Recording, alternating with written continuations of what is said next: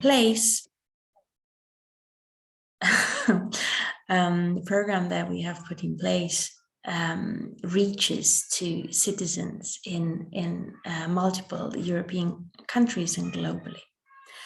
So essentially, MediaFutures, just like UHubs for Data, which organizes this data week track, is a 3 years public funding program through Horizon 2020.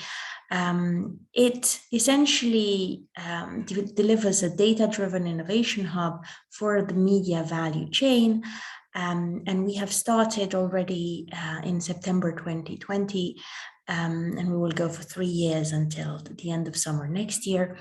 And in fact, we're looking forward to meet the team in person for the first time very soon in London. This is us.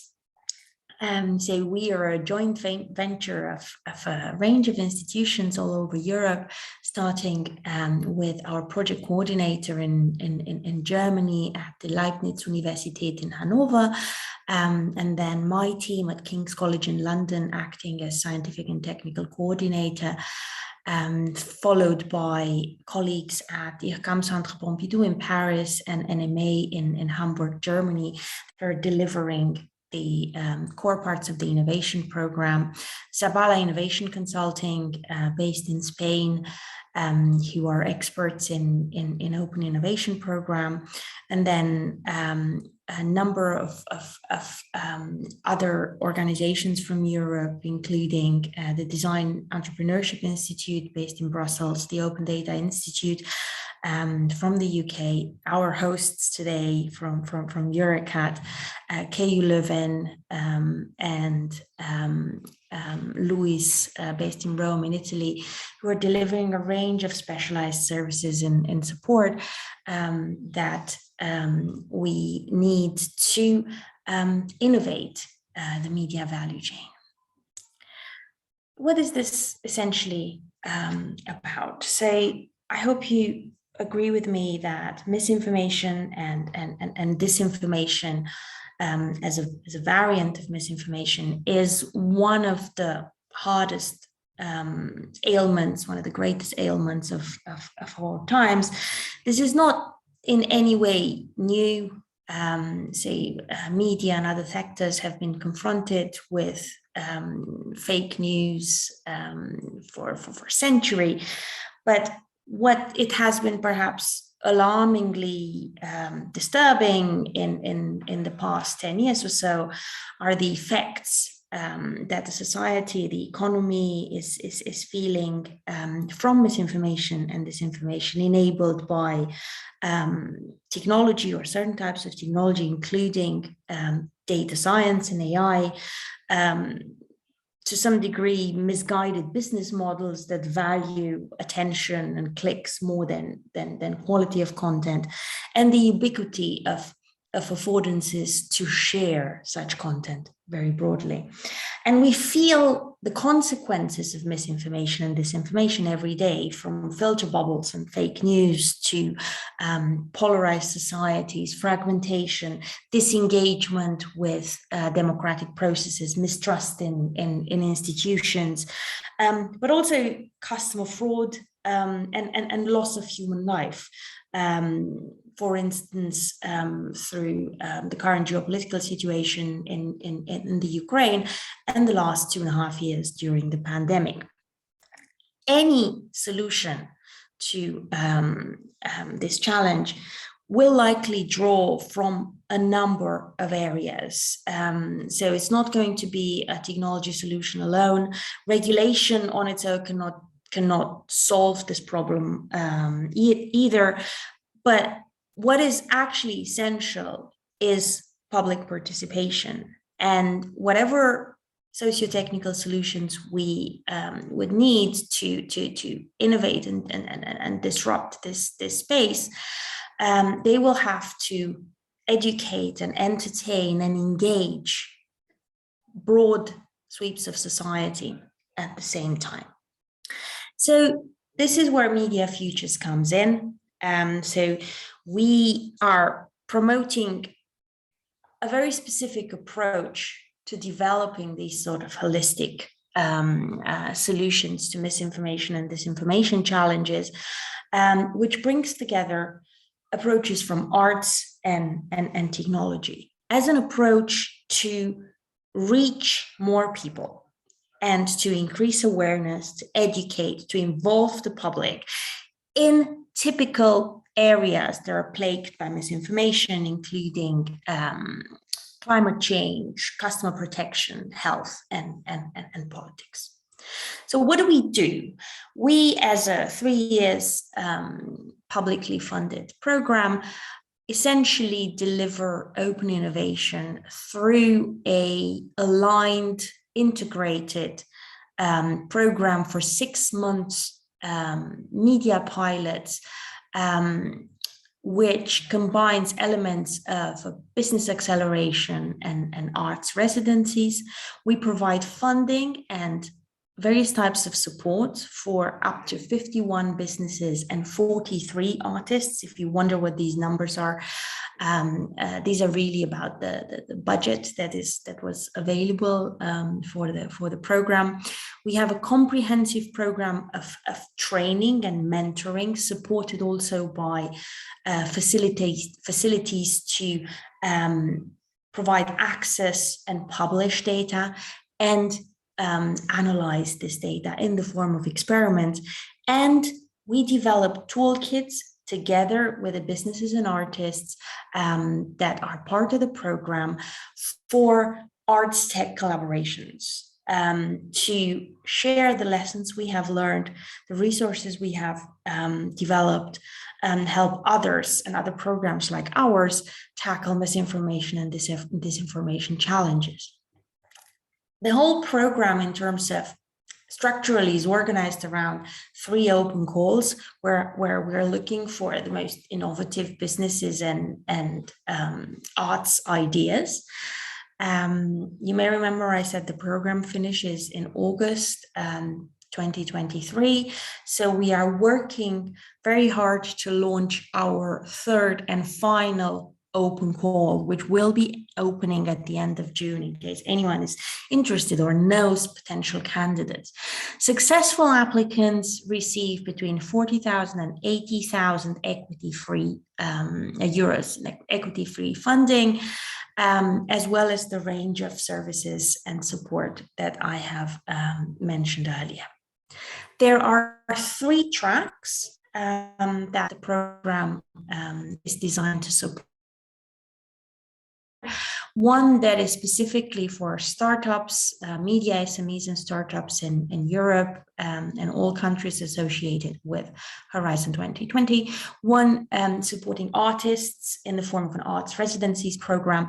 And finally, a 3rd one where we're looking for collaborative projects between SMEs, startups and artists.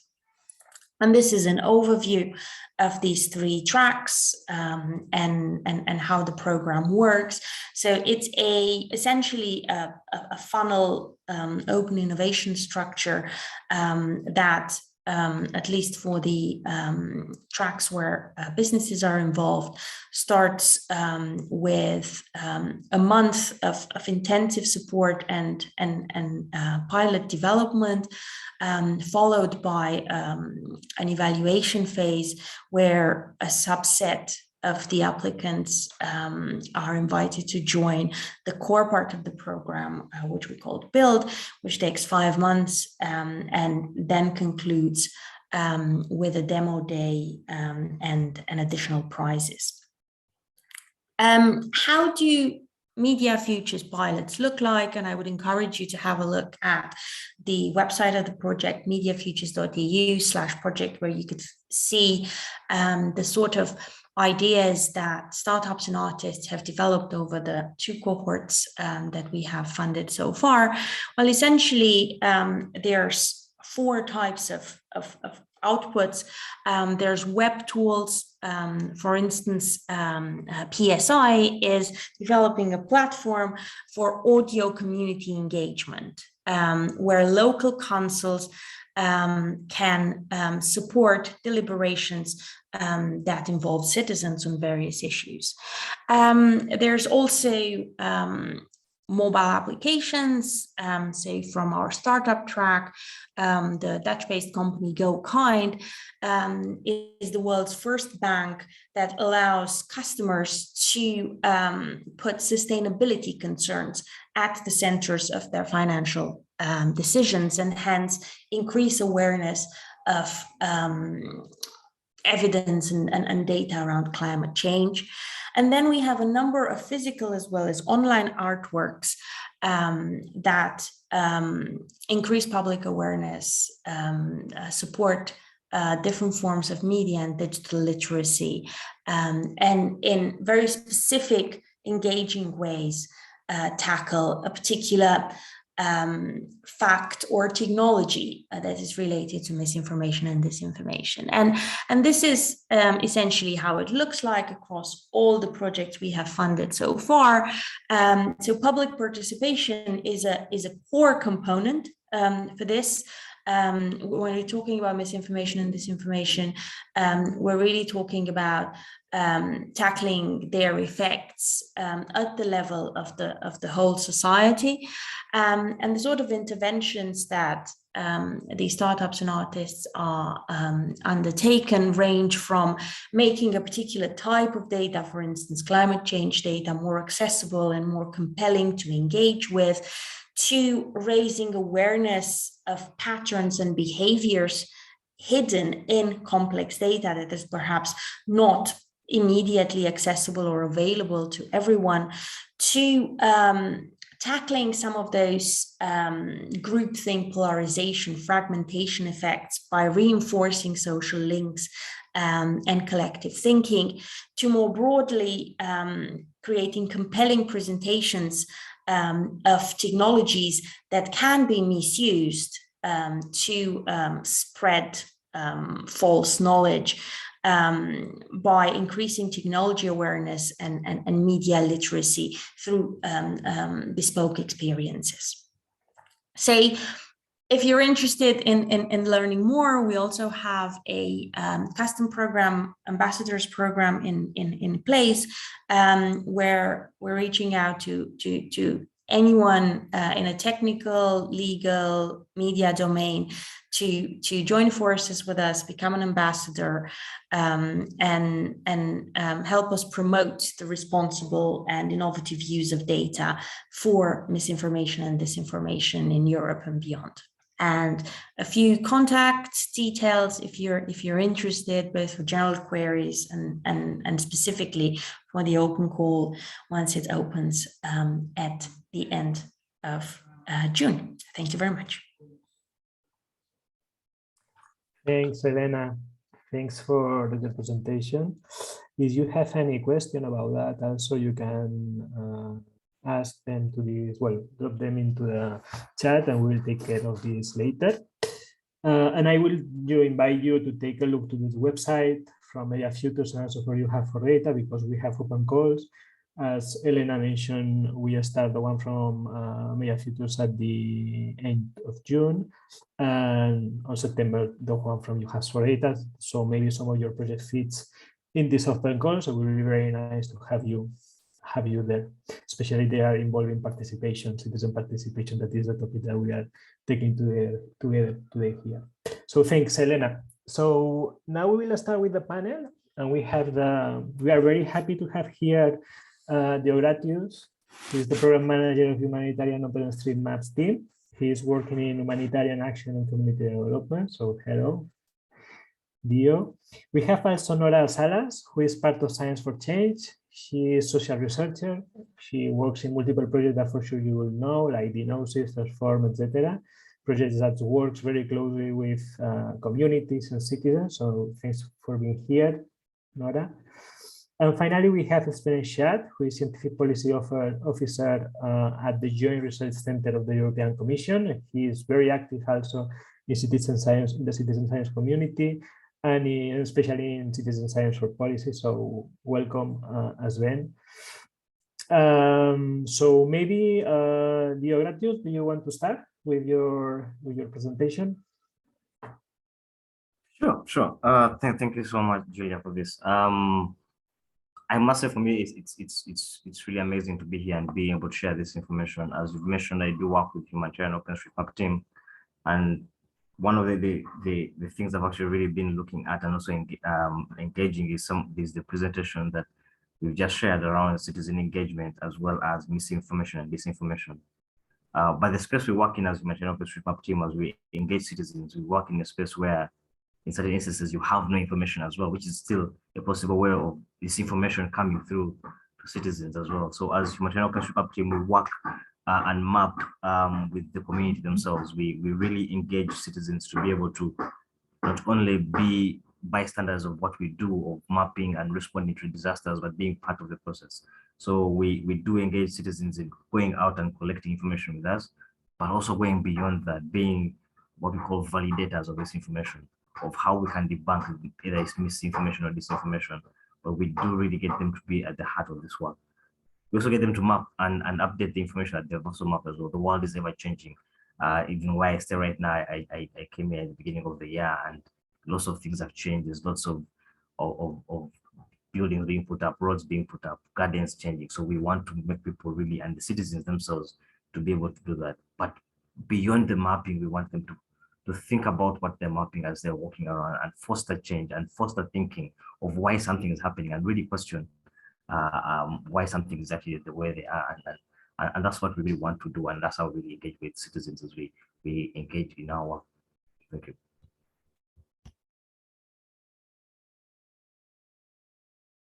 Thanks a lot, Dio. Nora is the next. So this presentation, this introduction, it's around your viewpoints. Let's say your perspective around the question: how do you engage with citizens in your work, in your projects, etc. So yeah, Nora, if you want to go next. Yeah. Good morning, everyone. Thank you very much for the opportunity. Rosaria's had to be here today, but she's receiving a prize for women innovators at the same time. So as we've been together in this adventure since the beginning, I will be here with you.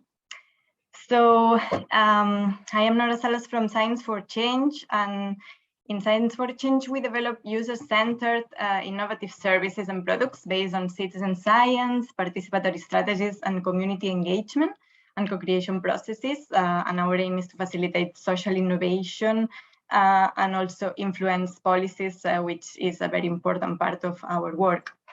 So the involvement of citizens is key in all our projects, initiatives, and activities. We involve citizens in science to improve societal challenges, which are usually affecting the citizens that we are engaging and involving. And we often implement also citizen science projects, and we understand them as involving citizens in research processes to create new sets of data, which can conduct to social innovations to improve social environmental challenges, health challenges, etc., to influence policies, as I said. But how do we do it? That's the question, right? Personally, I love citizen engagement and all about understanding people's inner self and social worlds. I am also a psychologist myself, as well as a social researcher. And I think we need to admit that citizen engagement has never been an easy task and a straightforward task. We know by experience that it can be difficult, yet amazing, but very time consuming. And I think that's a very important point to start, because we speak a lot about citizen engagement these days, and to do a real citizen engagement, it's not a straightforward task. So we are well aware of that, in particular to maintain engagement continuously during a period of time in order to gather data in a society that is, as you all know, characterized by a very fast-paced environment. So we always aim to be highly inclusive when engaging citizens. We try to adhere to the principle of leave no one behind. So first of all, what we do is that we need to understand how the citizens are affected by the issue that we aim to research. For example, odor pollution that Julia was mentioning before, which is one of the projects that we have coordinated, and I'm sure during the discussion I can give some more details. So we undertake social research, anthropological research, first of all, to understand the social realities that inhabit the area that we want to work with. So we want to understand their priorities, their needs, their expectations, how they are, start conversations with them, and really understand what the motivations and barriers for their participation can be in order to be able to appoint together mitigation strategies, because if the project does not make sense for the citizens, we are not going to run it. It needs to make sense in this way. So in order to be inclusive, we need to acknowledge also less prominent social groups, regardless of academic backgrounds, ethnic or religious affiliation, gender, age, disabilities, and adapt our engagement methodologies to them in order to give the opportunity for them to get engaged. As a quick example, in Diagnosis, we had a historically stigmatized neighborhood affected by other issues that actually, when I was little, I am from Barcelona. This is a neighborhood in Barcelona. I'm sure Julia will also know. I think you're from Barcelona too. So the neighborhood of La Mina, which is in a city nearby Barcelona, we wouldn't dare to go there when we were adolescents. So it was like a very difficult and very stigmatized neighborhood, for instance. No, but we wanted to approach these communities because they have been historically affected by other pollution, living close by all the industries that we have in this area. So what we did was to adapt ourselves to them, basically, starting conversations, get to knowing them well, introducing ourselves to their associations, community events, etc. Maybe I can give more details later, but we kind of succeeded in also involving some of these communities. But as I said, that was not easy. We also like to follow an extreme citizen science approach based on the Excites group at University College London and involve citizens. That's also an important part from the first stages of the research project. So from the identification of the issues, so is that really affecting them? Is that an issue for them? What do they need? How is this affecting them? Also, when we do stakeholder mapping, to have more information than the usual suspects, to project design, data collection, etc., adapting all our tools to their common understanding, to data analysis, etc. In a nutshell, because I don't know if my 5 minutes have passed, we like to be very transparent about what we do. And what we intend to do with them. We want to include them as a researchers, as a co-investigators. And for us, it's super important to build confidence and go ahead with the project together with citizens, also industries and SMEs, local authorities, academia, etc.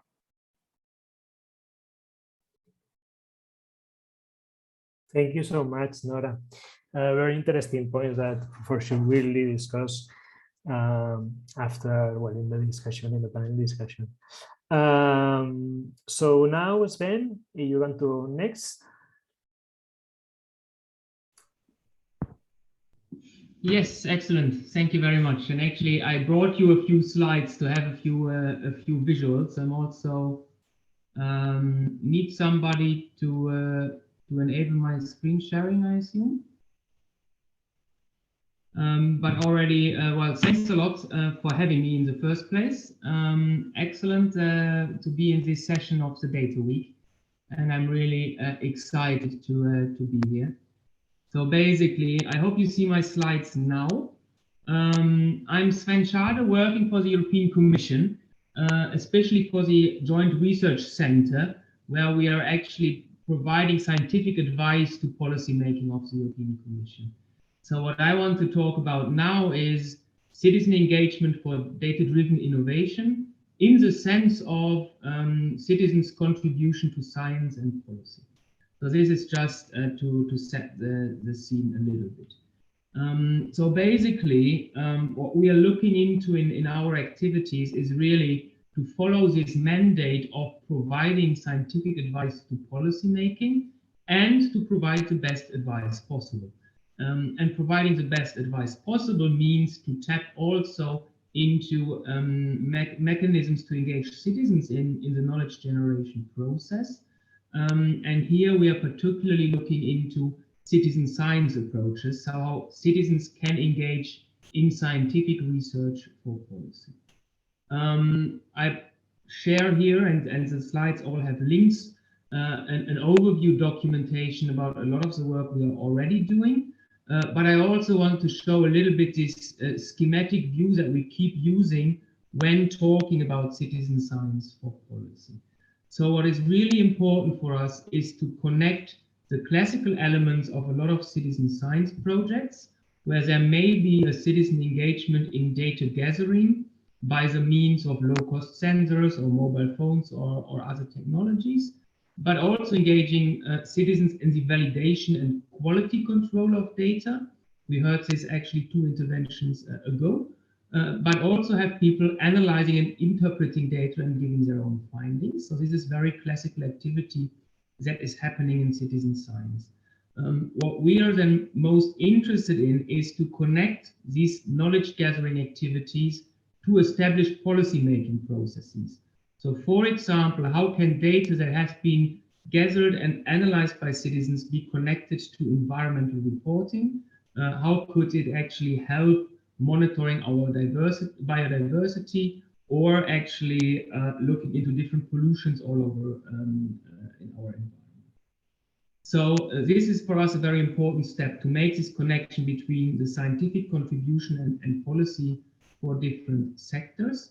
And this actually comes also with an obligation to then actually provide feedback and inform about related political decisions or policy decisions that have been influenced by the scientific evidence provided with citizens. And when a political decision has been taken, there should be a monitoring to see if the new policy in place is actually effective. And here we are closing a loop to again collect data together with all concerned parties. So this is really the six-step cycle, how we connect citizen science and policy making. And we are following this through for different areas. For example, for species observation with mobile phone applications. And here we are mainly collaborating with intermediaries, so actually working with projects, with public authorities, with citizen science associations, to actually reach people with these opportunities and have them engage with us in citizen science for policy. I want to also add 2 more messages because we are at Data Week. On the one hand, again, there is a core reference for it, but I also wanted to quickly say a few words why citizen science data is so important also for policy making. And this is because data with a lot of citizens participating can actually go into a lot of levels of detail. So really being at local levels and doing very specific observations. And these activities maybe happen at very dedicated and specific moments in time where it may not be even possible to gather the data otherwise. At the same time, it's important to actually engage citizens also in the data collection and policy-making process to have a more fair and open and transparent data management approach and be open about the use of data for science and for policy. And last but not least, as a third element which is extremely important when we talk about citizen engagement or citizen science and data, we also should talk about inclusiveness and data literacy. So actually working with data is quite a serious and tedious business. And therefore, it's also important to understand how we can engage citizens in data management activities, but also be transparent and inform on the way how data is gathered and treated. So here, as a third reference, I wanted to bring to you today, we recently published a handbook or a toolbox how actually people can be better informed about the handling of personal data. I stop here. I hope these 3 elements are already useful for the discussion, and I'm looking forward for more. Thank you very much. Thank you, Sven. Very Well, I appreciate many of the inputs that you all have been raising here. Now we will open the discussion about all of these things. I think that you have mentioned some of this stuff, but I would like to focus a little bit more about how you manage in your projects this data generated by citizens. You have talked about transparency, you have talked about inclusiveness, but I would like to know which is the, so I assume, and some of you have mentioned it, no, that the role of citizens is fundamental in your projects. No, you are working with citizens in a very, let's say, you are engaged a lot with them. They are fundamental. But I would like to know a little bit more about how you work with the citizen-generated data for innovation, for research, for solving, for humanitarian purposes, etc. So I don't know if you want, maybe Dio, you want to start with that. Sure. Thank you. Just want to start off by saying at Humanitarian OpenStreetMap team and the work that we do, most of the information we really put out there is openly available. It's open geospatial information that we add to the platform called OpenStreetMap. That is in the name as well. The reason why we do this is we believe that we don't even own this information. It's not ours to own, it's not even ours to keep. So that's why we definitely share that information. But then how do we actually use this information? We also say the same question. We're not the ones that actually use the information. We generate it, but we allow others to use it. But the way we support those people, different organizations, this would be NGOs working in disaster response, or this could be organizations looking at economic development. We support them to use that information because that brings an onus of owning that information, of trying to work and say, oh, it's not Humanitarian OpenStreetMap data that we are working with, but it's our data that we're working with. So we really try to bridge that ownership. But as we support these organizations to work with this information, one of the ways we always use it is to create complex analysis, but simple solutions and simple decisions to be taken. For example, in a disaster crisis that happens, let's say a landslide happens in Malawi or in Uganda, and someone just wants to know the damage that has happened on the ground, like what is the extent of damage, who is affected, where they're affected, are roads passable, are they not passable, can we, how many cars should we take to do the rescues? Those seem very simple answers to get to, right? But it involves a lot of complex analysis that you have to be doing. So what we usually do is we say, let's start with the simple information that is required. Buildings, roads, points of interest, points of infrastructure, we get to map that information. And from that simplicity, we now go into the complexity of analysis. So, okay, what is the trend that is happening, where the most cut off roads, where the most destroyed buildings, and then from there, someone can actually do a very simple decision, whether we get more resources, where do we distribute those resources, with whom we give those resources. So that's how we usually see ourselves really engaging and using this information. We don't see ourselves as the users. We see the people that are actually responding to these disasters as the users. So we see ourselves as a conduit for innovation. We see ourselves as almost a supporter of innovation. In an economic development part, an example I will give is in Africa, that's why I say, especially in Uganda, we are having lots of uptake of solar solutions because yes, hydropower is unreliable, fuel prices are definitely going up. But then different investors, different organizations that want to really be able to set up these mini grids, these solar power plants, want to know where people are settled. Now, in the cities, that's usually straightforward, right? Like you can easily see within the cities where people are. When you come to the rural areas, that information is usually not there or not been updated enough. And that's why we come in to say, fine, let's work with the citizens themselves to map themselves to say, hey, this is where we are, and this is how we should be seen. And for us, we see that as a really good point for proper investment to be done, but also effective development to be an equitable development as well to be done. Because people tend to go for the easy way, and I think in the development sector, we like using the word the low-hanging fruit. And that one as well has been something I always think about. People always take the easy road out of like, oh yeah, let's just supply to the people who are next to the main roads, and let's go to the people that we can easily see with our own eyes, right? But when you actually try to involve the citizens in mapping themselves and making themselves known, someone almost has to take the stand and say, yeah, okay, I see you, and let's also plan for you as well. So we see ourselves as the conduit of innovation.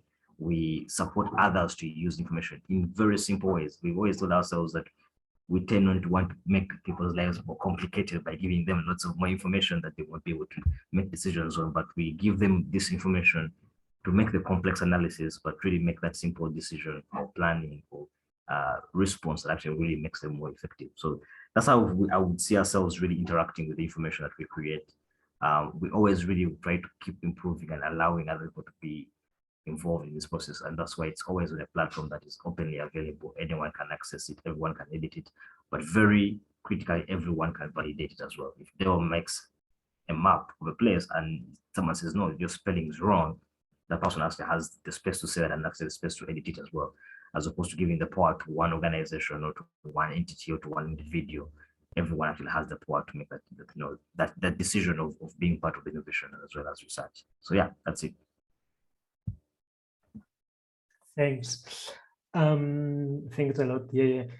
So you are like the drivers for this innovation. You are the you put this data there, no, in order to other people use it in for doing this innovation or for using for policy. Maybe this is one of the, especially when we are talking about disasters and emergencies. Maybe also it's linked with what was mentioned in Sven.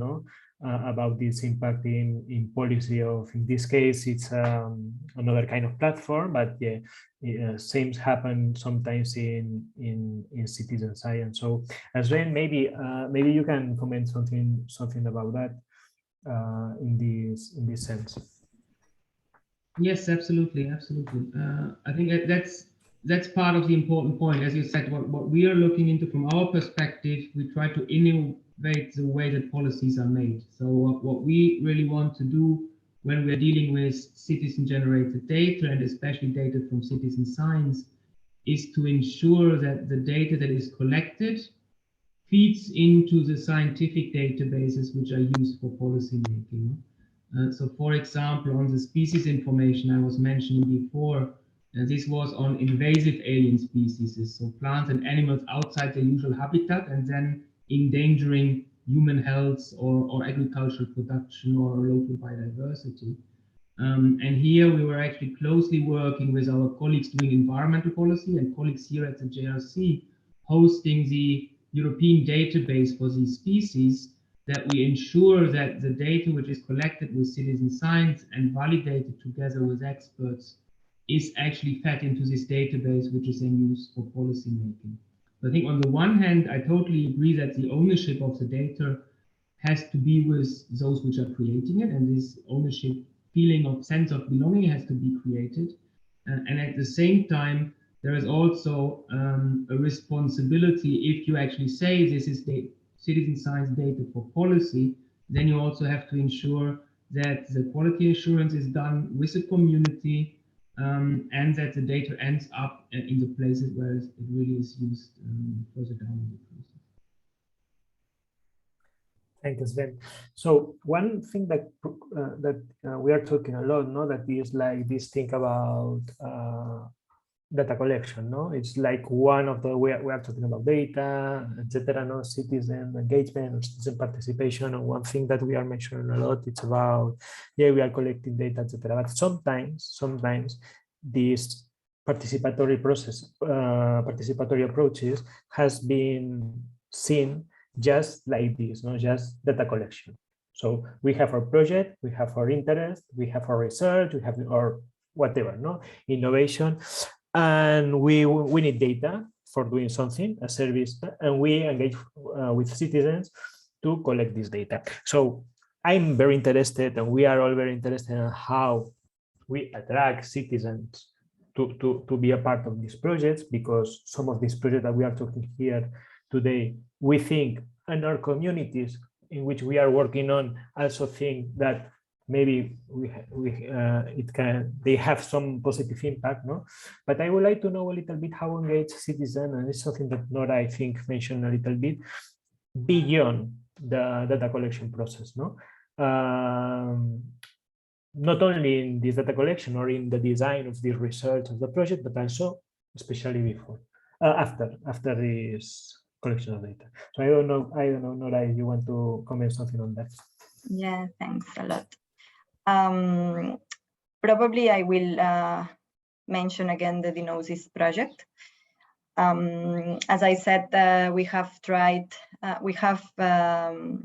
put you in context a little bit, we have coordinated this project, which lasted for 3 years and finished last year in December, more or less. This project aimed to put auto pollution in the policy agendas globally, and we ran 10 citizen science pilots in 9 countries, in Europe, Chile, and one in Uganda, in Kampala. And we tried to build these collaborative odor maps using one of the best sensors that we have, that are our noses, plus a mobile phone, which we all have also with us. And we used a citizen science app called Odor Collect. In these pilots, as you said, we didn't want just to engage citizens to do data collection. For us, it was very important, as I said also before, to understand, first of all, identify the issues. If auto pollution was a problem in these sites, get to know the communities, undertake research to understand if these communities were suffering by auto pollution and how. We also wanted to understand which stakeholders were important in order to run this citizen science project, with the view that we want to have outcomes and we want to have actions, even if we cannot promise the citizens that with this project we will solve their other issues, because that's something also important, the ethical part, that we cannot raise false expectations. Of course, we will go along with them as far as we can, but it's not all on our hands. So after understanding this stakeholder mapping, we would go on to project design, and we would use co-creation with them. So we don't want to design our project from our point of view, that we are not the citizens living in these sites. So we want to co-create it with them in order to be meaningful. As for the data collection, in our case, it has worked a lot to do other trainings.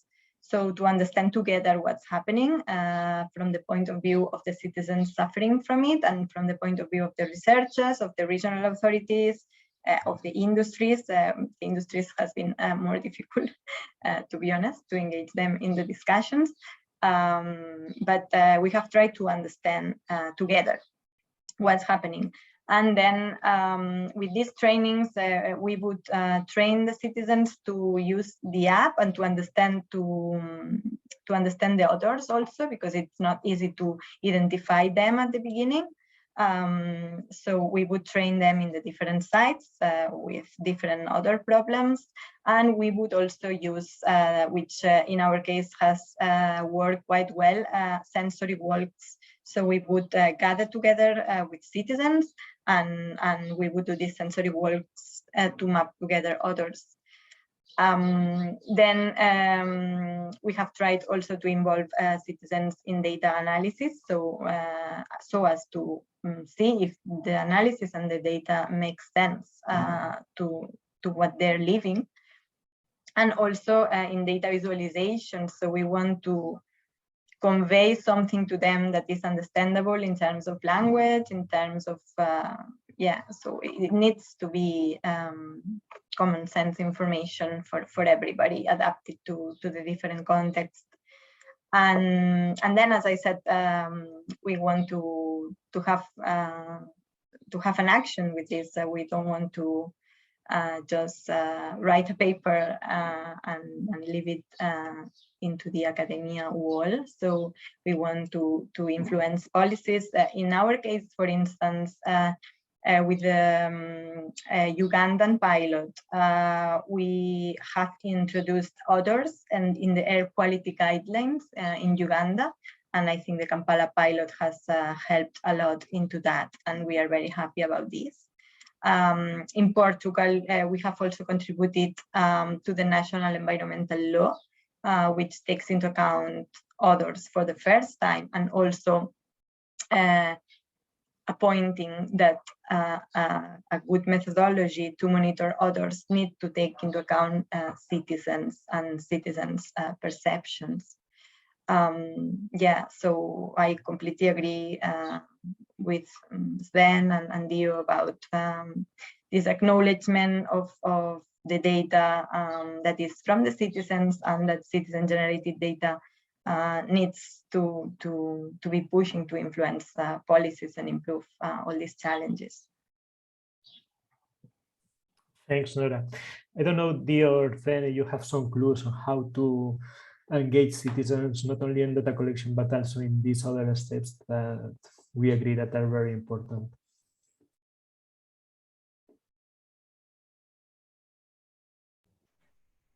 Yes, should I jump in? Well, I think so. I mean, of course, I was focusing a bit more on the data collection, but already mentioned also the involvement in validation, interpretation. So I think there are different directions where this is going. Maybe we could even think of different generations of citizen science, because there has been a time where there were quite an amount of projects really focusing on data collection with people. And this has been evolved from there, and the situation has luckily evolved from there into a very, very richer setup. So on the one hand, there are also these activities engaging more people alongside the scientific process. So actually going beyond data collection, also into validation, building expertise in, for example, species recognition or different other areas. As well as interpreting data with people.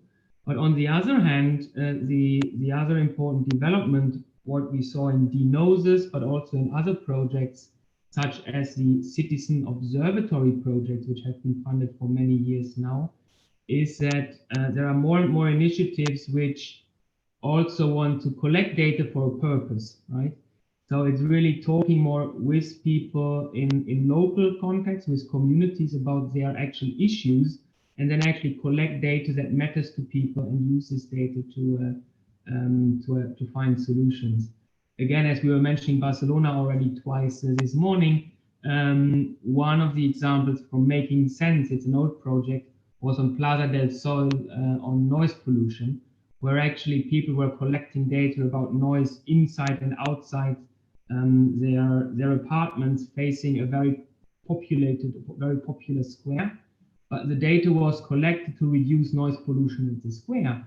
So actually then the citizens living at Plaza del Sol, together with bar owners and other people from the neighborhood, were analyzing the data and proposing solutions how to reduce the noise level at that very square, and made this proposal to the city council, and some of these measures were implemented. So actually using the data collected for the benefit of the participants is definitely a topic which is very high on the agenda, and there are a lot of very good examples, which is encouraging. Yeah, thank you. I don't know, Deo, you want to comment something on that? Yeah, no, just also to really reiterate what some of the points that I've mentioned on our side. Really, data use is really key. One of the things that we as we do our work of mapping and getting communities and citizens to be involved in mapping, and how you can really keep them engaged is for people to see that the information that you are spending lots of time and resources and money to actually talk to them is actually being used to improve their lives. And that's something that we really take to account of how is the information being used. Many a times when you're speaking to citizens, they feel that when people are coming to collect information from them, they're getting information from them for the betterment of someone else, right? Like for either corporations or the companies, do they charge them more or make more profits from them or something like that. But when you really speak to the heart of how the information is being used for the people, it really becomes very key. And that's something that we try to engage our movement of mappers, the people that we work with, the communities on the ground, that to really understand the whole process. And I think also Nora mentioned this, getting the citizens involved in analysis, in actually critical thinking together with with the industry experts. Back in the day, it used to be that once you collect information, you get information, you never go back. Most organizations will never go back to the communities. But one of the things that we have seen that is really, really important for that engagement even to continue, because this engagement has to really be continuous for it to make a lot of sense and to see if there's been an improvement, is if you actually take back results and discuss them with the communities that you collected this information from, validate them and criticize them as well. Sometimes you do make mistakes and you want to be open about that. So really getting the citizens involved in the later stages of analysis, as well as how the information is going to be used or how can it be used by the citizens, is really get the thinking from them and not only always focus on the industry experts, but we really tell them that you are the experts of your area, right? Like once you're in that area, you stay in that place, you are part of the citizen, you're part of that country, you can also be, part of the expert and knowledge that we can get. So that's something that we also take to heart and definitely concur with Nora and Spain as well, of us really seeing how information is being used and used to make a change, a positive change in society as well. Thanks a lot. Yeah, I think, well, I appreciate many of your inputs, but I would like to emphasize a couple of things that you mentioned that, well, maybe we have time later to talk a little bit about that. But one is this mid or long-term engagement of citizens, that sometimes it's difficult, because you have them, let's say, for doing some tasks, but in the process you are losing these people, etc. You have to engage again in these different phases of the development, etc., etc. Another point that I think it's important is this scale up. So we are talking a lot about in Barcelona, in Plaza del Sol, we did that. In the Gnosis also have 3 pilots that works pretty well or 3 or 4, I don't know, but some different pilots that works pretty well in particular communities, etc. But probably something that it's difficult to do, and we have to talk. Well, maybe Dio have some clues on that, Maybe also because their project is a little bit different to the other ones, Because OpenStreetMaps is like an online, so it's a huge project, a worldwide project, let's say, But how to scale up this project? Probably it's something that we have to think about how to do it. At national level, European level, I don't know which level, but also we are talking about policy making, also, etc. Probably some of the decisions about environment issues or other things take place in national or European level, and it's important maybe to scale up this project. But okay, but maybe we have some time but I would like just to point this. So I would like to moving to the next question that we talked a little bit. It was about, well, I'm interested in knowing a little bit about how you communicate with citizens, so Nora has mentioned about co-creation, in some phases of the project, etc. In MediaFutures, we have some projects that are using art to communicate results, or an exhibition, etc. Actually, in the past we did some projects in open systems that also were working with this kind of artistic exhibition, or even to collecting data in an artistic in the pop-up way. So I would like to know how do you dialogue with these citizens? How do you dialogue with them? How you communicate with them after, for instance, after collection of data, in this analysis, in the post-analysis that you can do, or this work with communities that you can do, for instance, with maybe in a physical space more than an online space. Well, I don't know if you want to comment something about that. For instance, you can start, Dio.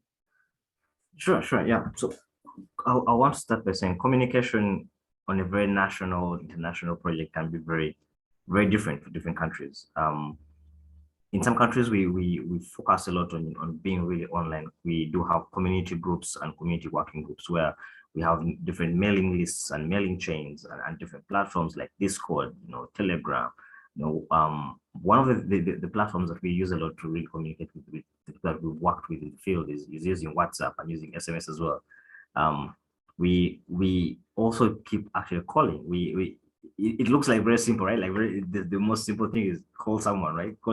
Using your cell phone, you call someone and talk to them. It's one of the ways that we always look. Yes, we're definitely developing. We have so many people now online, but sometimes we always look back and say, the simple solution of getting your phone and talking to someone actually does make sense, right? Like you call them up and actually talk to them in a very formal or informal setting as well. So that's how I would say generally we do our communications. But the way we really dialogue with some of the work that we do is through maps. And this comes in different shapes and sizes. In the age of the digital world, we're using what we call interactive maps that can really, when you click on something, you get lots of information. But in different settings, that doesn't work. Maybe in Africa, South America, where we work a little bit Southeast Asia, you find that, again, the simple basic map of a paper map, of you bring it out, put it on the table, and let guys start discussing. It's always shocked me how people have a lot to say of where a place isn't supposed to be, where the name is supposed to be, what, a village is missing or a road is missing here. You find that brings a lot of conversation. So we always try to use maps to communicate with people and have conversation starters with them, or through different channels, whether online, but usually we've actually come to see, especially the most vulnerable that we get involved in when it's a humanitarian response, whether it's economic development, we find ourselves using the most simple solution or the simple communication channel, which is get a paper, get a map, put it on the table, and you find the conversation spilling over for over 2 hours and people are really discussing some of these things as well. But we also do what we call mapping events. We set up what we call mapathons, that we get people to come and map and chat with us. It's more trying to keep it informal, because every single time you have something very formal, you find people either breaking off or seeing it as it's another work meeting, it's another place I have to go, well dressed up and everything. So you find that you're losing a big chunk of citizens that you really want information from as well. So we try to create all these informal gatherings where we can still map, as we like doing all the time as mappers, but also be able to really chat with people, really get to know what gets them thinking, what's that one issue that they want to really talk about, and see actually how we can come up with solutions. So we're trying to create that space where we can actually have these conversations. But really, we tend to really keep our communicating our results very simple. And I think you heard me mention this thing so many times of keeping communication simple, because you're working with a general audience of citizens, people of different calibers, different backgrounds, different education levels, and different interests. So you try to really make the maps that we do, the information that we do, the analysis that we make, in a very simple, straightforward, but clear way. Because the more you make something into a complex solution, you're cutting out so many people, you're cutting out so many citizens. So we tend to see that the way we want to really communicate with people is to really be simple, be open, be informal as we can as well, but also in a formal way.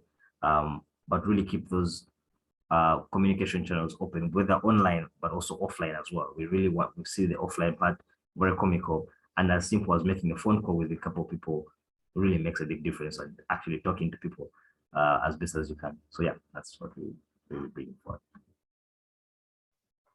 Thanks, Leo. Nora, what's your take on this? Yeah. So I absolutely agree with you about keeping communication simple. That's something super important.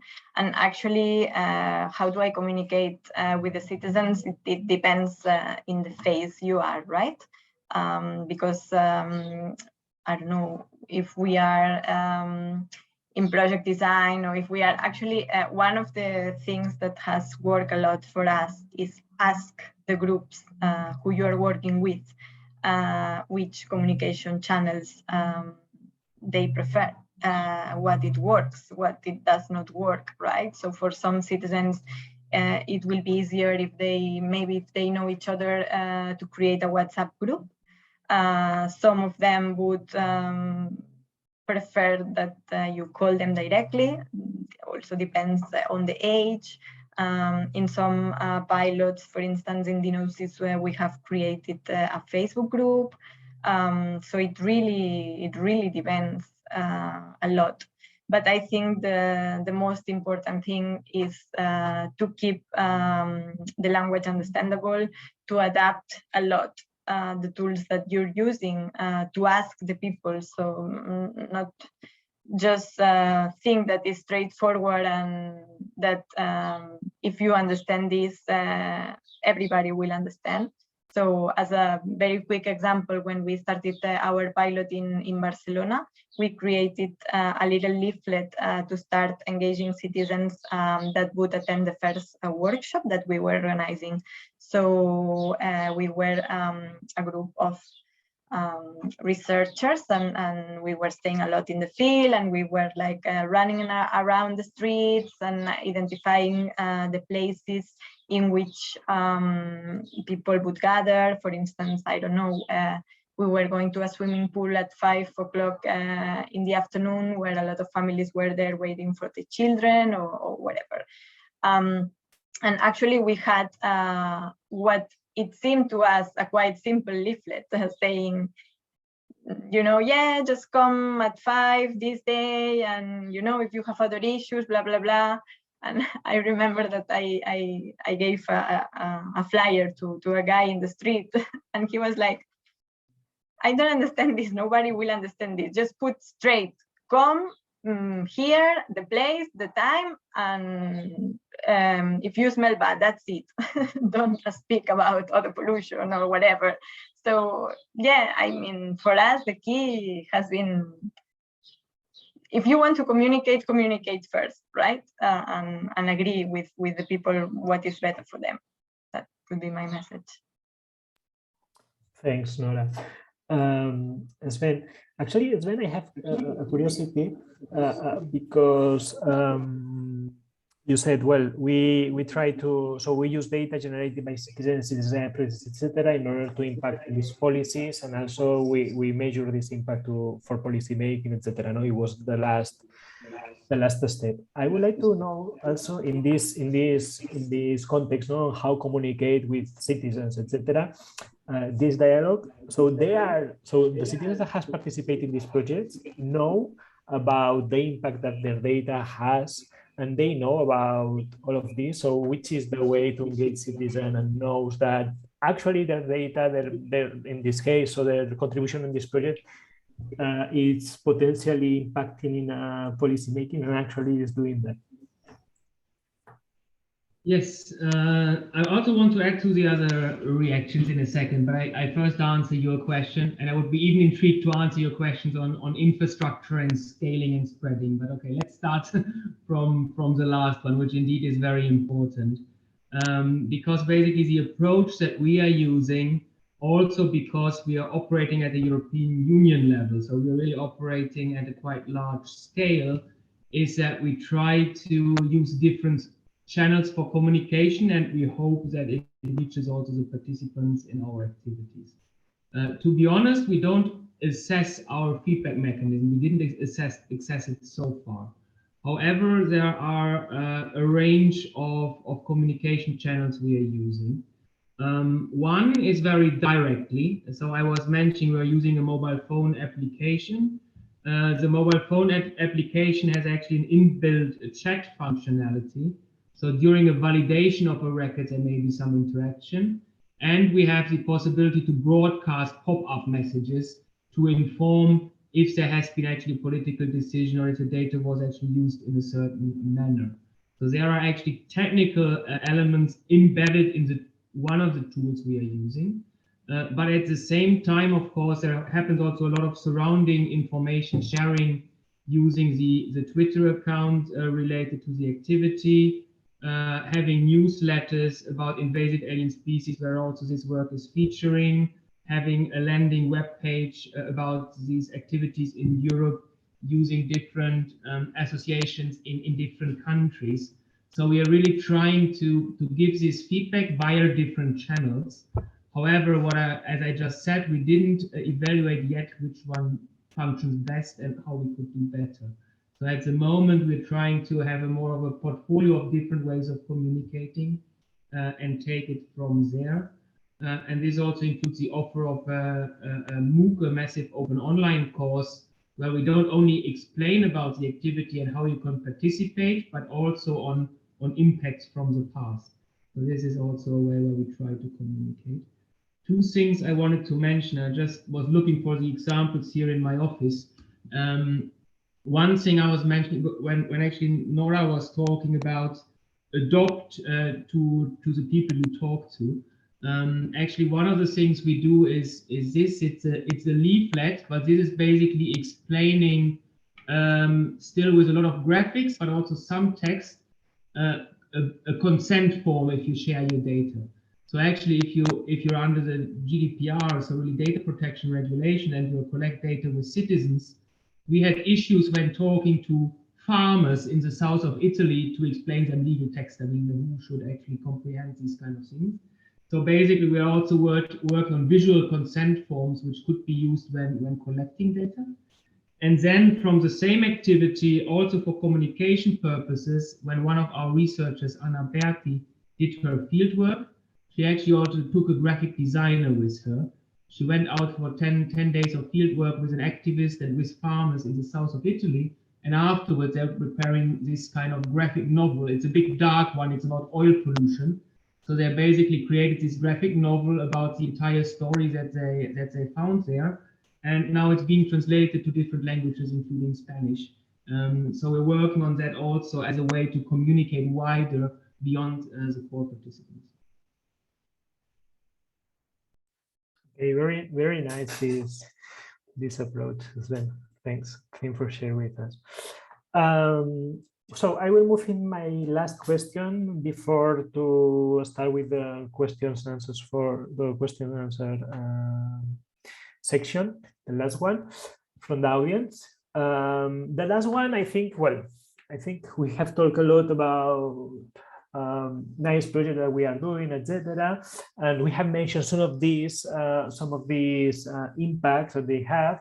But my question is in this line, no? Why is citizen engagement beneficial, especially for citizens, for the citizen that you involve in your projects, no? I would like to know, yeah, obviously it's beneficial for us as researchers, innovators, etc., for our projects, no? And we need them for participating, and sometimes we also participate in these projects. So as citizens, because we are also citizens. But I would like to put in the perspective of, well, I am a researcher, I am a person that I'm managing the project, etc. Which is the benefit for citizens that we involve in these projects? So, well, Nora, for instance, do you want to start? Yeah, so basically, I will put another example, actually, because I spoke about the noses a lot. We are now running a pilot within another European project that is called Transform, that you mentioned before. And it's a very exciting pilot, I would say, because we are working with people suffering from endometriosis, which is a women's health disease that nowadays, even if it seems horrendous to me, is affecting 10% of women worldwide, and it takes still between 8 and 10 years to be diagnosed, which is, from my point of view, insane. People who is suffering from this disease get a lot of pain and a lot of physical, psychological, and social consequences, which I will not go in deep now. But so how is this citizen engagement beneficial? So we have been working with them, and we are co-creating recommendations to improve healthcare services and influence policies to improve the situation together with health professionals, regional authorities, etc. In that case, I would say that the co-investigators that we have are being super honored because we don't know if this would benefit them directly. In this case, the benefit, it has been mainly therapeutical, as they said, because just gathering in groups and acknowledging that this is a problem and acknowledging that what is happening to them is something important and something that is affecting them in a very huge way, it has been very important. So this has been the first benefit. Of course, the benefits that we will see in terms of improvements in the healthcare services that will be implemented, because the hospital that is within this project, that is Hospital de Sant Pau in Barcelona, has committed to implement some of the measures. This will be seen by future people, patients, and women that are attending the hospital. But in this sense, yeah, I think in this particular case, the benefits, the important benefits are these ones. So I think in each citizen science project, we need to reflect with the participants, of course, which are the benefits, right, for their participation. Thanks, Nora. Sven, what's your take on this? Yes, just to add to what Nora already said, and not to repeat anything. As I said, as we are operating with a lot of our projects at European level, the benefits are not necessarily immediate, but they come with a change of policy. So there may be actually, if the activities lead to a political change in favor of reducing pollution, for example, so there is a longer term benefit. However, some of the activities we are directly looking into is actually looking into the use of citizen sensing, so more the classical data collection for litigation and mediation. So this is actually more a form to actively practice your rights and empower yourself. And what we are researching here is the use of this data also towards courts. So, so far there are only a few examples where actually citizens-generated data was recognized as evidence in courts, for example, to sue polluting industry, for example. So we are actually researching also along this line to use citizen science for litigation, so really justifying the use in courts and recognition of evidence, as well as putting these kind of evidence on the table to mediate before you have to go to court. So actually this more legal dimension is something very important. And a last element I wanted to add, and this goes a bit to the spreading and scaling, there is currently a project which is scaling out from Germany, first to Portugal and Slovenia, and now to the entire European Union. And this is about measuring plastic pollution in rivers. And here actually the citizens are school classes. So there it's actually contributing to the school curricula, and it's a different way to educate, and especially young minds to engage with more environmental friendly behavior. So there is also this dimension how people benefit, not necessarily from the data collected, but from the experience and the surrounding. Yes, very good point as well about this. I think in general, actually, some of these projects also can help to understand the value of data. So not only about the science or environmental literacy, let's say that it's for sure very important, but also data literacy, media literacy, and other stuff that participating in projects in which we collect data or use data, we can know more the potential that this data can have, and take care of it, also sharing this data with others or with for other purposes that we don't know. So Dio, I don't know, you want to mention something like this to close this panel discussion? Sure, yes. One of the things everyone has really been talking about is the benefit that the citizens actually get. One of the things I wanted to mention is the work that we do in a visionary kind of way is we are trying to make people more visible in the work that we do of, you know, getting their information, getting their opinions, getting their thinking and thoughts about some aspects. And first, the work that we do of mapping is we're trying to make people to be seen, right? We're trying to tell them that you exist. I had, you know, one of the projects that Nora mentioned in Barcelona, in one of the communities that had been marginalized, stigmatized. the work that they did made people to actually know of this community and know that this is something that's happening in this area. So for us, the work that we see is really beneficial to the citizens themselves, to give them a voice as well, because once you're seen, you can actually be heard. And once you are heard, you can actually be planned for within the policy, like Sven has mentioned, of like, I know you exist, I know you are there. We've actually had some of the plights that you're going through. So we see that as a way of once you give someone visibility, you give someone a voice to really speak upon some of the work that is going into developing policies and being planned for in the age where resources are not, very much equitably distributed. I think that's something that we see very critical, really involving citizens and having citizens at the heart of the work that we do. And not really within few individuals, but really trying to involve as many people as possible. So for us, that's really something that we see as one of the biggest, benefits for the citizens, that they are heard, they are seen, and they are actually planned for, and hopefully getting the right resources and really protected as well, as much as possible. So yeah, that's what I would say. Thanks a lot, Bios and Nora, for your insights. And now we will move Christian. My colleague Christian will be facilitating the last part of this session, that is focused on answering the questions from the audience. Christian?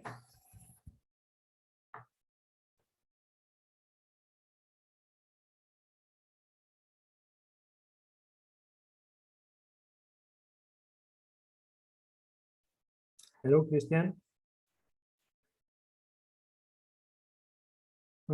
I cannot hear you.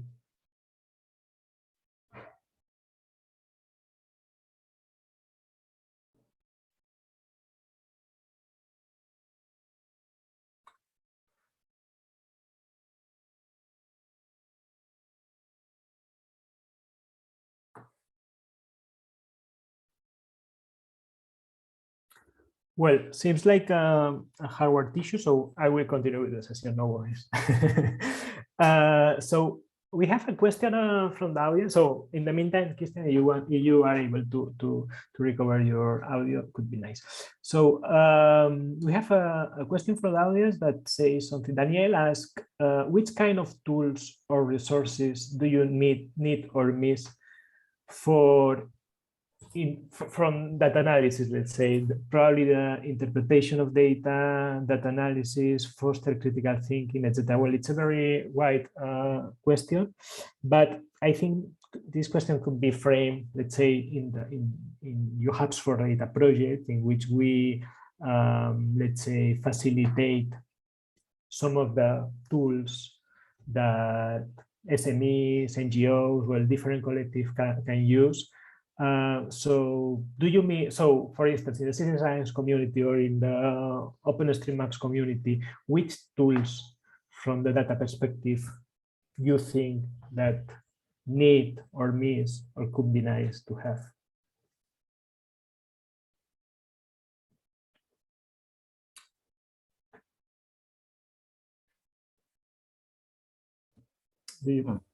Sure. I can go for that. One of the things that I feel that, at least within the citizen generation data that we create in OpenStreetMap, is tools that actually can bridge the digital divide. Obviously, the mapping that we try to use, smartphones, GPS units, laptops, and we notice that this is not for everyone. It's not everyone actually, at least in my country, Uganda. I think last time they checked, yes, we have 74% coverage of mobile phones. When you come to smartphones, it's a bit lower, but even with those mobile phones, again, still not in the greatest shape. So I would say for me, equipment, it's still tricky for us to be able to get everyone involved, as many people as we can. I think that's one of the tools that we do lack. The other is, even in a world of connectivity that we have, where we're here on Zoom and all the different platforms, we still don't get enough time to actually talk to each other. I think in a world where we are so polarized, everyone is not listening to one another, everyone's not talking to one another, because we are so more convinced that the technology is going to be the solution. Again, not to be a downer, but I think for me, that's where I feel like we need to have more conversation spaces where people actually talk to each other, not argue with each other, but actually talk and listen And I think for us, that's something that we're trying to create with, obviously, through the mapping and through the engagement with the citizens. But I do think for me, those are the main two, the equipment of really getting as many people involved, right? Whether it's from the schools, like Sven mentioned, with the schools, whether it's with the teachers, whether it's with the farmers. How do we get simple enough tools that can actually get them engaged fully, and not really making it like, you know, a one-off that we're meeting them once in a while, but a tool that can really get them connected. So I think that's something that we're still lacking. And I think we need to really think deep on how can we make those conversations more authentic? How can we have them more regular and more sustainable as well? Because resources, yeah, like being a citizen project, like Lenora mentioned, it's pretty not easy and definitely sometimes very expensive. You have to involve lots of people, lots of like, you know, get lots of commissions and processes have to be definitely be involved. So that's something I would say that in terms of resources that we do lack. I think for me, 3: time, space, as well as equipment.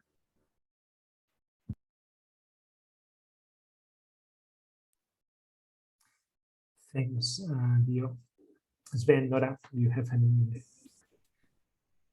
Maybe if I could jump on that, because I think something which OpenStreetMap and humanitarian OpenStreetMap actually has and very impressively is using, we are lacking in a lot of other, in several other citizen science activities, and this is a more systemic approach and an existing infrastructure on what you can actually, on which you can build your projects. So I still see there are a lot of guidelines, a lot of methods and tools and toolboxes and blueprints and methodologies. They are all out there somewhere, and a lot of good experiences and good practices. But from my point of view, which I still see a bit lacking, is a more systemic, institutionalized approach. So how and what are different roles of different partners in there? So I'm not saying we have to institutionalize citizen science overall, but what I would see very valuable is to create the spaces where people could gather and participate in citizen science activities, which may be offered by the government, which may be their own interest, but these kind of physical spaces where you can go if you want to engage in citizen science and take it forward. And if this really offered as an opportunity to all. I'm also not saying everybody has to do citizen science. It's just to offer a structured way of this kind of infrastructure or physical space to citizens for participating in citizen science. I think that's the big one on my mind, what is missing. I don't think we are too far away on tools and methodologies. It's more on getting it more systemic. Nora, do you want to add something about it? Yeah, I think what Sven was pointing out is very interesting. And actually, if we would have more spaces like those ones, which I think we are on the way, maybe we could reverse a little bit some of our methodologies also to be inclusive. And yeah, that's something that I think is very, very interesting to go towards this. And I really agree with Dio as well about what you were saying regarding technologies and kind of going backwards and not lose track on real communication between people and not only through devices and through technologies. So I really agree with that. Yeah, very. I agree also with all of you, and also about the systematic approach, no? Because sometimes the feeling is that we are creating our small pieces of things like our toolkit, our data space, or our data, no, and even with data, no. So a repository with citizen science data from all the projects, no, that is in Zenodo, you know, so it's around, no, but put some order. With a lot of stuff, a lot of methodology that in this community we are developing could be a very nice thing. Christian, I will try to jump in now. Can you hear me? Yes. Hello. Sorry, it's live events. So again, Thanks everybody for being here. I'm a colleague of Julia in Eureka, and I work with him in computational social science. So it was very interesting for me to hear your perspective. I have a couple of questions. The first one that I would like to ask you is related to the previous one, in the sense that you mentioned both, let's say, the offline aspect of citizen engagement and also the online one, because you need the technical tools. And for example, I wanted to start with Dio. The activities that you do with the humanitarian OpenStreetMap team are both online. Some of them are online and some of them are offline, or there is a mix of the two things. So how do you change the way that you engage the people when you have different types of activity? So when you have online activity versus offline activity, like can you give us a small rule of thumb about how is the best way to engage people in these two very different contexts? Sure. So what we usually follow when we're looking at how to engage people online, we start to look at even their background. We try to say, okay, who are we working with? Are these students? Are these people in the urban area? Are these people working in a more, in simple terms, a privileged position, right? Like are they working government officials? Are they working with district officials?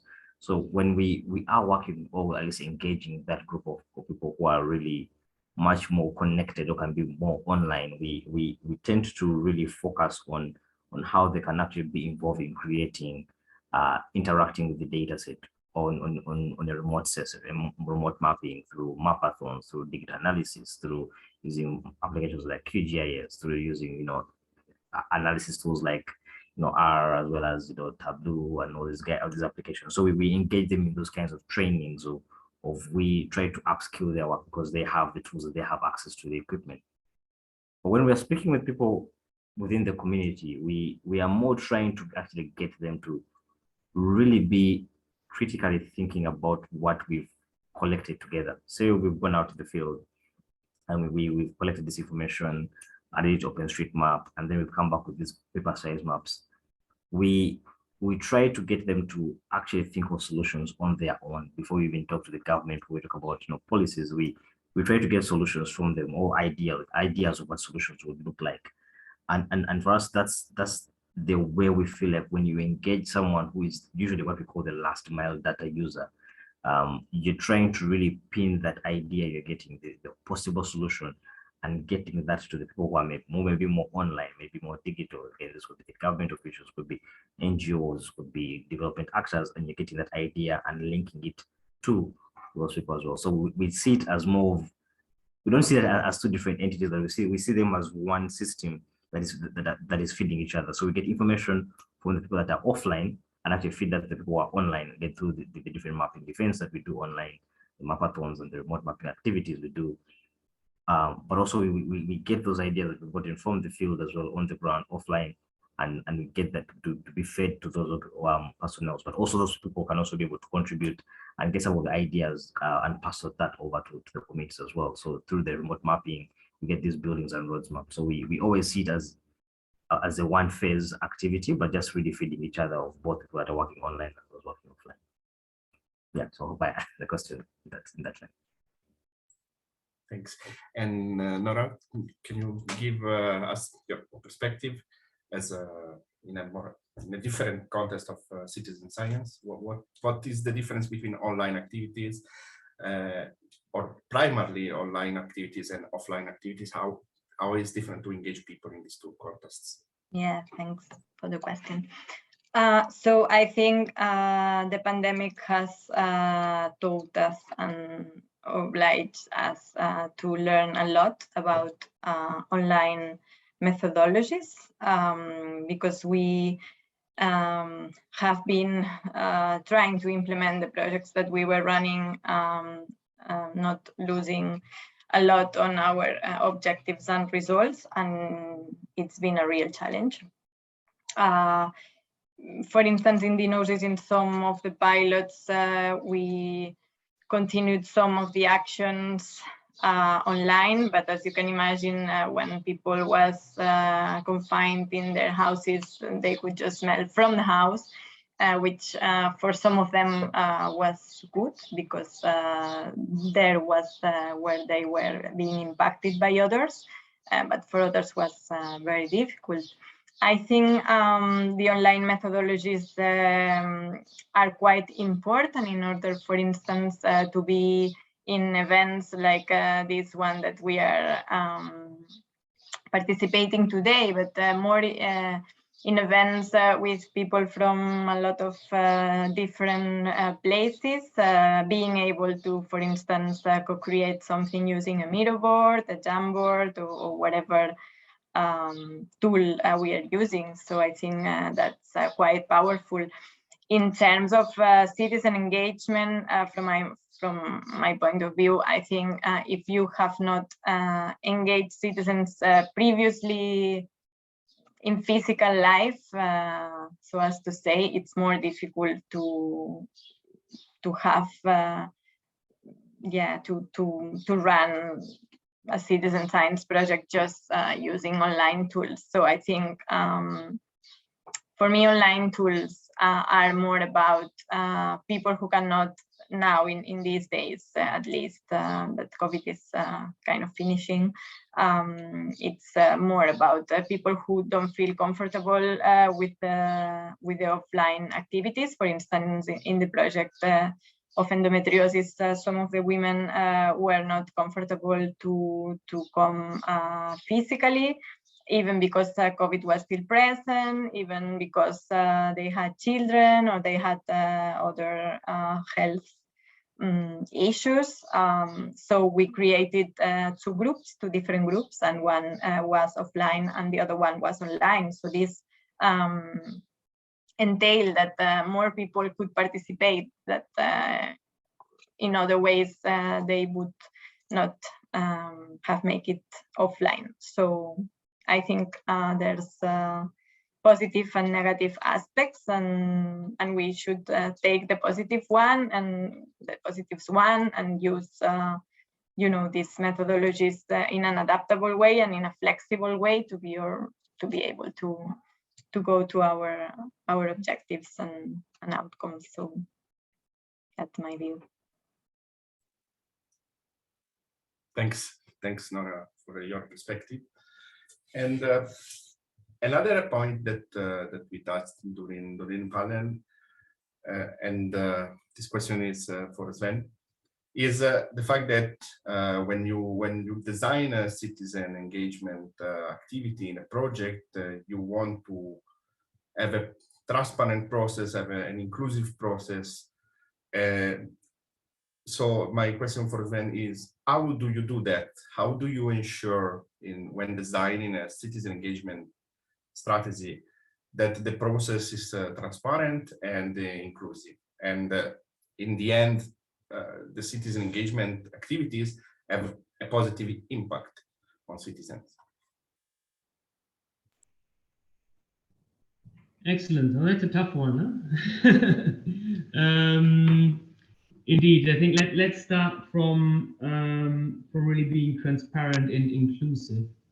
I mean, it's always a question how transparent you can be, because basically you can make your very best effort and make your activities, first of all, visible as much as possible. But of course, if you only publish it on your webpage, you may not reach everyone. If you go out in the street and give out flyers, you may not reach everyone. So there is certain limits to transparency that are just physically or virtually in place. But nevertheless, the very initial step in any activity would be to try to understand the stakeholders. So who is actually in there? Who are those people which may want to contribute, to which it matters, which should be reached? And from there, then understand which would be the right channels to reach them. So this would basically be an approach in where you just don't start blindly and put your mark somewhere and hope people are joining, but you really do a serious exercise to understand which kind of people you would really like to engage with and you see which are important to engage, with a critical view of, while designing this approach, who may you exclude by any decision you take. So any decision, if you go online, offline, if we go back to the previous discussion, will exclude some people for different reasons. So I think it is a very tricky thing, but it is really important to be always cautious about both the inclusivity and the transparency, and then take every decision in the best possible way. So it's a bit fluffy, I know, but I think it is as good as I can do with a spontaneous answer to this. Thanks. To be fair, I will ask now to the other panelists if they want to chip in into this, because this was a tough question. Yes. And so what is your perspective, Nora? We start from you. Do you have some thoughts about this, about transparency, inclusivity, and then we go to Dio? Yes, I said for us it's crucial to be transparent in the process and to be inclusive. But we are also aware, as I was saying before, and Dio was mentioning it also, that being inclusive, as we understand it, is not easy. And you need really to understand, to have a very good understanding of the social realities that you are working with. You may need to understand that some of them would have other priorities than your project, even if they are affected by an issue, because their priority is, a first necessity for their lives. So maybe they would not have the time to participate in your project. So maybe you will, after doing this social research, maybe you would have your idea about which communities do you want to involve and how many people and different ages and different genders and blah, blah, blah. And then the real life is tougher than that. So I think this is something that you need to take into account. And this is not to discourage you from being inclusive in your projects, because we are really fighting for it. And I think it really makes a lot of sense to try to be inclusive and transparent.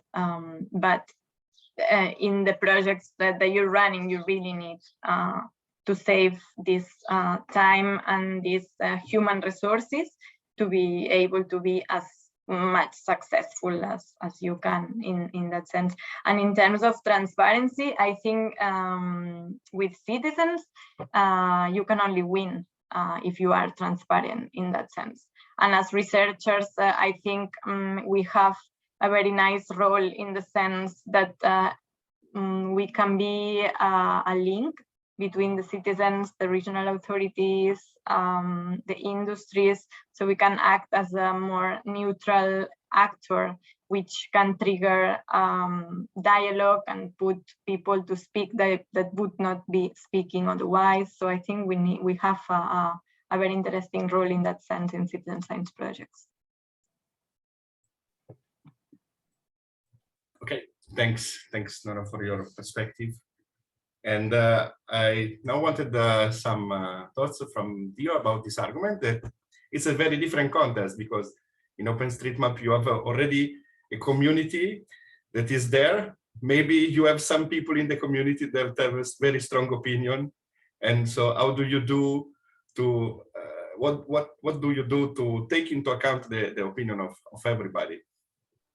Yeah, that's a very, very good point you mentioned. One of the biggest things, actually, I would say that the mapping community and OpenStreetMap community in general, but generally inclusion is a difficult thing in the work. Like involving people is not easy, but having them, actually involving people is actually easy, but giving them a voice to be involved in is actually the harder part. And I think in the work that we do, we've tried to really localize the work that we the way we do our work. We create what we call, I know the common word is the bottom-up approach, But basically, we try to make sure that everyone actually feels that they own part of this information. But this information that we are creating, we keep on saying it very many times, we don't own it.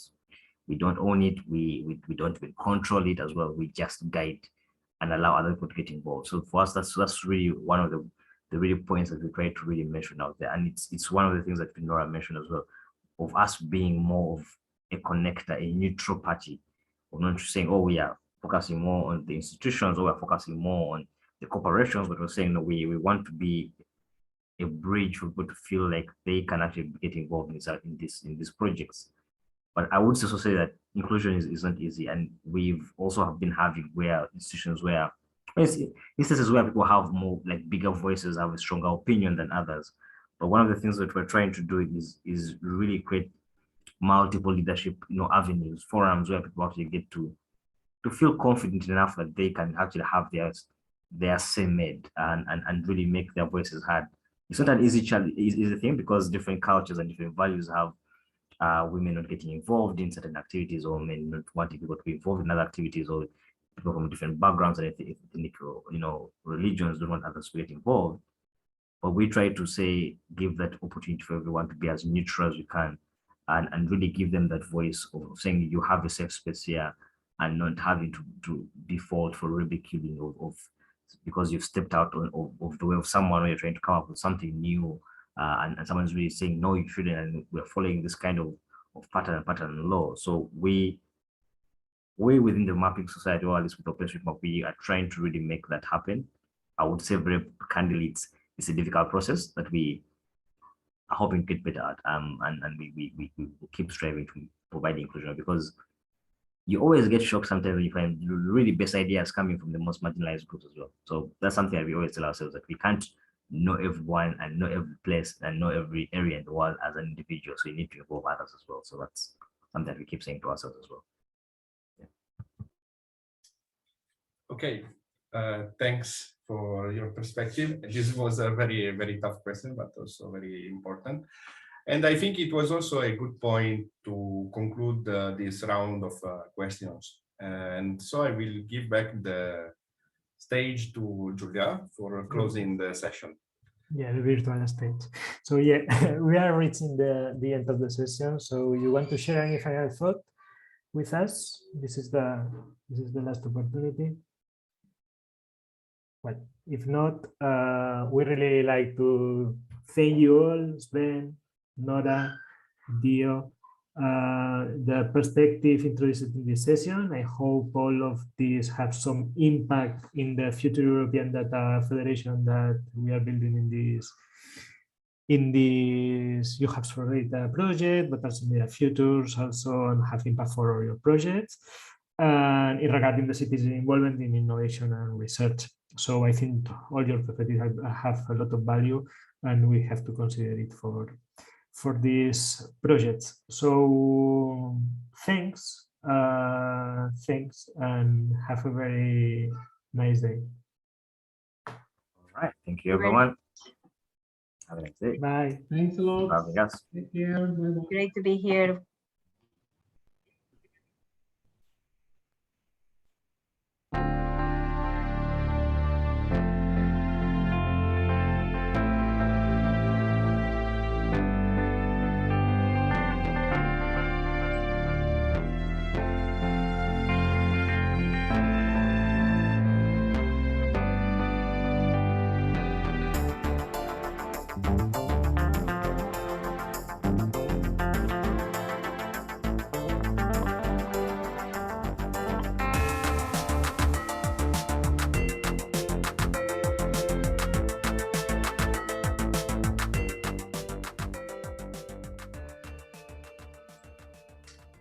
Okay, thanks everybody. That was the outro video. I didn't hear you, but thanks again for participating, and see you next